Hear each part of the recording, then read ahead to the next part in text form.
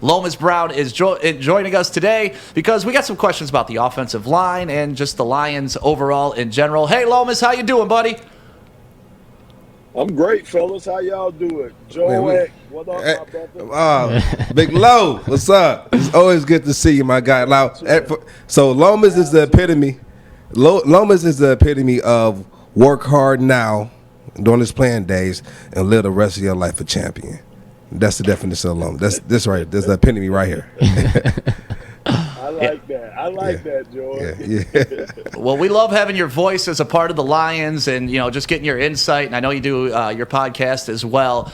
So obviously the big news this week is Taylor Decker is back, and they made the decision to move Penei Sewell back to right tackle. So as a lineman in the NFL, what do you think of that move? Do you think it's appropriate? Do you think they should keep him on the left side? Just how are you feeling about that? No, I don't have a problem with that move at all. Like I tell everybody, the NFL is a learning curve. I don't care who you come in, what position you come in playing. It's a learning curve. You're going to have to learn how to play in the NFL. It's the little nuances that go with playing in the NFL. And for me, if you could take this young fella, this 20-year-old, 21-year-old offensive lineman, put him on the right side, let him get his foundation, his footwork, let him get all that stuff up under his belt. Like I say, he's still young. We know he didn't play last year because he opted out at Oregon. So, it's been a while since, other than this coming into this season where he had real action. So, to me, you give him an opportunity to let the game slow down a little bit for him on the right-hand side because, you face all the team's best pass rushers. As the left tackle, you're going to face all the opposing team's best pass rushers. Just give him an opportunity to get his footwork and his foundation up under him. So I don't have a problem with that move. Plus, it's going to make that offensive line better. He's a better player than Matt Nelson is over there at the right tackle position. So it's just going to make that offensive line better too. So real quick, now, obviously you know the O-line, you know it in and out, every position. My question to you is, what is it in Penei Sewell that you see that's special? Oh, my bro. First of all, Joique, his feet, man. He got some good feet, man. Anytime you can get a big 300-pounder out in space to try to cover up on those DBs or cover up on linebackers, he can do that. He's quick. He has the footwork. And I like that he's a technician. I mean, even early, you could just see he's kind of grounded with his footwork, meaning that his initial kick is good. His sets is good. He keeps his hands up in the good blocking position. So he has the foundations for a lot of Lomas experiencing some technical difficulties in his car right there, but I love hearing from him and loving his opinion right now. One of the things I wanted to ask Lomas was, I got a crazy theory about what we can do with Penei Sewell because some people don't want to move him back to the right, some people want to keep him on the left. What about moving him to left guard? And then the left side of our line goes Decker, Sewell, Ragnow when he comes back, and we just tell people, we're running left, try to stop us with these monsters. Is that a stupid idea? Yeah, it's stupid. Okay, why is it stupid though? Huh? Why is it stupid though? That's a stupid idea because we'll be one-dimensional. So you just stack that side and say, okay, we're going to put it. No, I don't think it. No, spread it out. You're going to have two of our best players on the edge on our offensive line, and then you'll have a strong center right there that's going to make the center. No, you spread it out.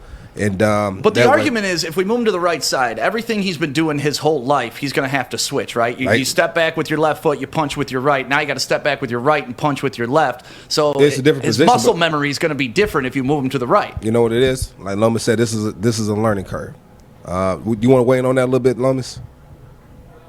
Yeah, I'm sorry, fellas. I don't know what happened, but yeah, and like I say again, and I've had to play the right tackle. I played the left tackle position my whole career, and in the Pro Bowls, I had to play the right tackle position. And you guys are right; it's an adjustment that he's going to have to make. But again, I just think the benefits of him like I say, learning the NFL, learning some of the little nuances of the NFL and how to block these defensive ends. You know, how to set on these guys, how to set these guys up too. Because as an offensive lineman, man, you have to be one step ahead of these guys. You just can't keep pass setting the same way and think you're going to have success against some of these great pass rushers. So I just think, you know, he needs that time to learn. He needs to kind of get over that learning curve a little bit. And I think by them moving him to the right tackle position, it's going to allow him time to do that. Left tackle is natural for him. That's a natural position for him. So it shouldn't take as long when he goes back to the left side for him to adjust and get back in the groove of playing the left tackle position. But again, he still needs that learning curve up under his belt. Lomas, obviously we saw in preseason he struggled a bit at that right tackle position. Do you think that was more of just not playing for a year? He opted out of the year at Oregon. Do you think that was just more him knocking off the rust, or do you think that was an indication of what might happen at that right tackle position? Well, I agree. That's a great question. I agree. A big part of that was him not playing. You know, that's a big part of that. And yeah, you're right. A part of that is, you know, he's going to have to learn that position. I mean, it's something that's new to him that he's going to have to learn. Look at the guy like Mac Nelson. If you think about this guy, he was a defensive lineman that got converted to the offensive line. He's playing at a pretty good level. You know, he's not that bad playing the right tackle position. So it's something that he can learn. It's something that Penei Sewell, he'll get used to being on the right side for the rest of this year or next year, however long they want to keep him over there. But once he's able, or once they're ready to move him to the left side, I just think, again, that he's going to find his footwork, he's going to find his grooving, and I think that process will be a little easier for him once he's able to move over there. Yeah, you know what? I think that's a great that he's able to learn both these positions and go through this learning curve, because one thing I've always learned, one thing you learn, that the more you can do in this league, the longer you'll stick around. Right, the more you can do, the longer you stick around. That's one thing that always stuck with me when I came into the league, and the coaches would always tell me, well, you know, play special teams. The more you can do, the longer you stick around. That's in life too. Yeah, you know, by the way, that's in life, and that's right. And those are the some of the same things that you'll learn on the football field that you can put towards, you know, life situations, right? And so. You talk about Nelson. Do you think him playing defense has helped him playing that right tackle, kind of knowing how the defensive line thinks and know how he used to think as a defensive player? You think that opened up his eyes? And for sure, absolutely, Joique. I've always said that if you needed somebody to help a defensive end out, go to an offensive tackle. If the same thing, if you needed an offensive tackle to get helped out, go to a defensive end. These guys face each other. They, like you say, they know the little nuances of what these guys like to do. That's the easiest thing to me. That's what I used to do, man. I used to talk to the defensive linemen so much about how they attack offensive linemen.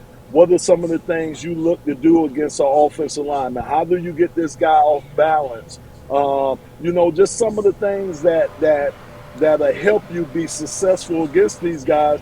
These are the guys that do it every day. These guys can tell you the little things that you need to work on, the little techniques that you need to do to be successful in this league. So, yeah, I agree. I think with Matt Nelson, I think by him playing defensive line, I think that helped him when he came over to play the offensive line, because, again, they know some of the things as defensive line that they like to try to do to the offensive linemen to get them off balance or get them off their game.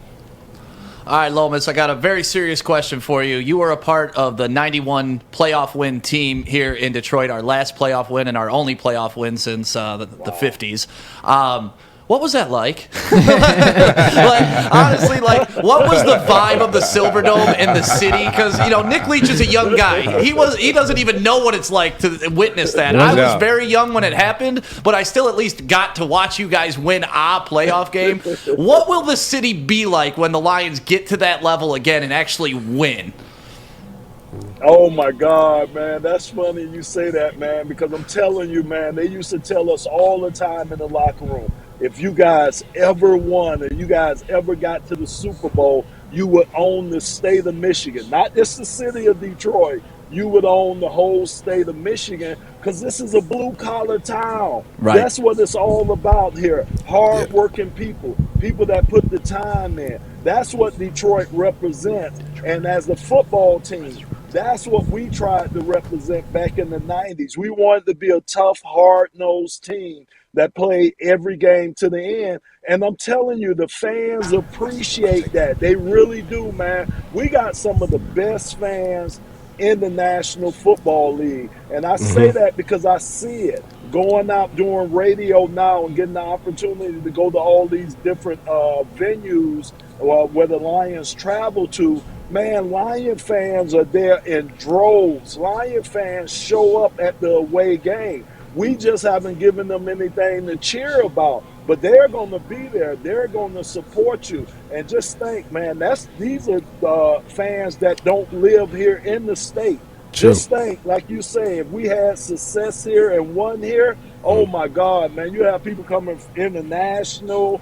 You just have them all, man. I don't think they could hold a parade downtown Detroit. No, they couldn't. If we won the Super Bowl. They couldn't. Yeah, I always tell they- people I'd flip my own car and set it on fire in They my driveway. would have to take all of Woodward. They would have to take all of Woodward and go through every city that Woodward is in, from downtown all the way through Royal Oak, Highland Park, Birmingham.